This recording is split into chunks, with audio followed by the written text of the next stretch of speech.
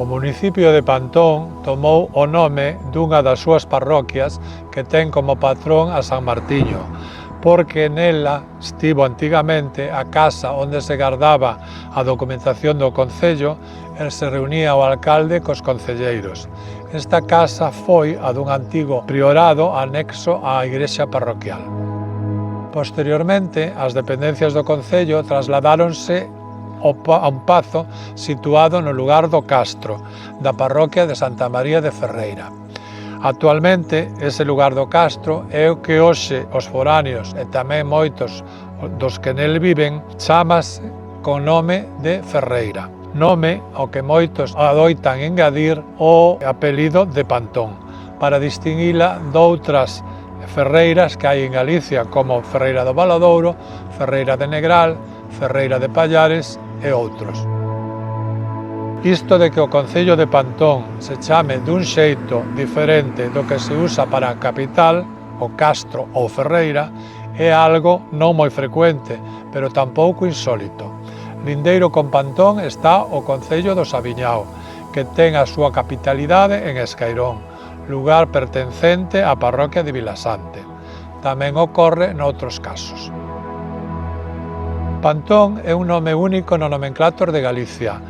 É o que os filólogos chaman un topónimo escuro, o que quere dicir que non temos seguridade sobre a súa orixe etimolóxica.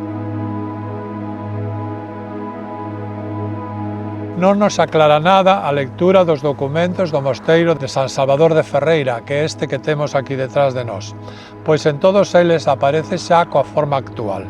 O máis antigo é do ano 1278, e nel o topónimo aparece como parte dunha secuencia onomástica, Xoán Pérez de Pantón. Esta é a forma con que aparece en todos os documentos do mosteiro, o último do século XVI.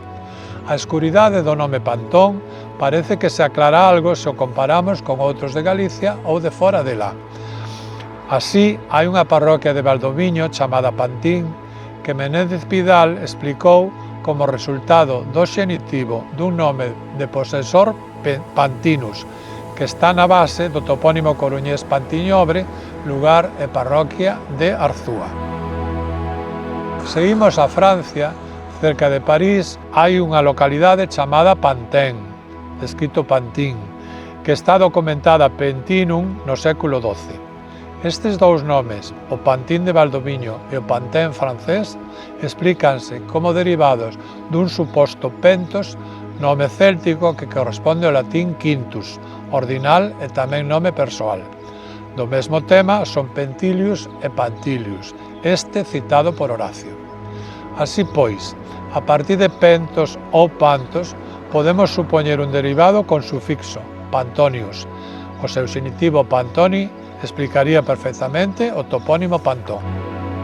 Non extraña a existencia de dous diferentes nomes de persoa formados coa mesma raíz, pero con distintos sufixos. Así, están documentados os nomes Cantinius e Cantonius, que dan orixe, respectivamente, aos topónimos Cantín, en Mos, Pontevedra, e Cantoña, parroquia de Baños de Molgas, en Ourense, e hai outras dúas máis. Do mesmo xeito, temos Sabinus e Sabonius, que deron os topónimos coruñeses Sabín en Narón e Sabón en Arteixo. Volvendo ao rego, para acabar e resumindo, o nome de Pantón é escuro, pero probablemente derive dun nome de posesor moi antigo, formado cunha raíz coñecida, a raíz pant, probablemente céltica, que equivale a que está na latina quintus. O xentilicio proposto pola Real Academia Galega para os habitantes de Pantón é pantonés, pantonesa.